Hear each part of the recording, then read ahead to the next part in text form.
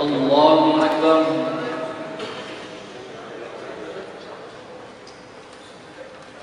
الحمد لله رب العالمين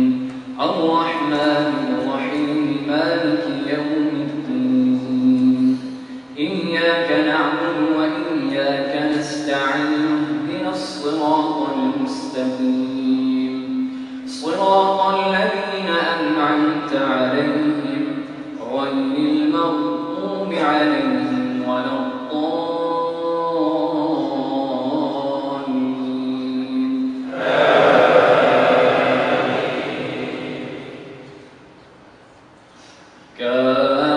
كافها يا عين صاد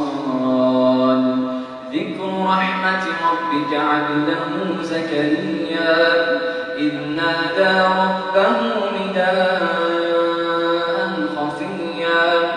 قال رب إني وهن العظم مني واشتعل الرأس شيبا ولم أكن بدعائك رب شقيا وإني خفت الموالي من ورائي وكانت امرأتي عاقرا فهب لي من لدنك وليا يرثني ويرث من آل يعقوب واجعله رب رضيا يا زكريا إنا نبشرك بغلام اسمه يحيى لم نجعل له من قبل سميا قال رب أنى يكون لي غلام وكانت امرأتي عاقرا وقد بلغت من الكبر عتيا قال كذلك قال ربك هو علي هين وقد خلقتك من قبل ولم تك شيئا قال رب اجعل لي آية قال آيتك ألا تكلم الناس 3 ليال سويا فخرج على قومه من المحراب فأوحى إليهم أن سبحوا بكرة وعشيا يا يحيى خذ الكتاب بقوة وآتيناه الحكم صبيا وحنانا من لدنا وزكاة وكان تقيا وبرا بوالديه ولم يكن جبارا عصيا وسلام عليه يوم ولد ويوم يموت ويوم يبعث حيا. الله أكبر. الله أكبر. الحمد لله رب العالمين الرحمن الرحيم مالك يوم الدين إياك نعبد وإياك نستعين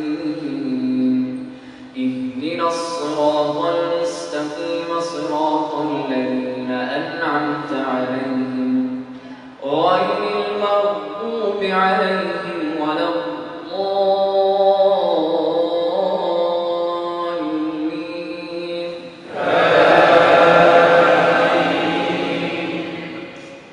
واذكر في الكتاب مريم إذ انتبذت من أهلها مكانا شرقيا فاتخذت من دونهم حجابا فأرسلنا إليها روحنا فتمثل لها بشرا سويا قالت إني أعوذ بالرحمن منك إن كنت تقيا قال إنما أنا رسول ربك لأهب لك غلاما زكيا قال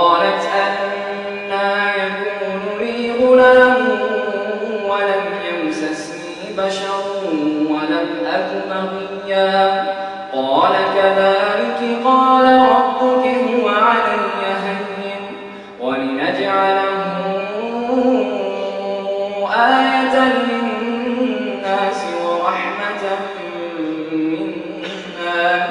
وكان أمرا مقضيا فحملته فانتبذت به مكانا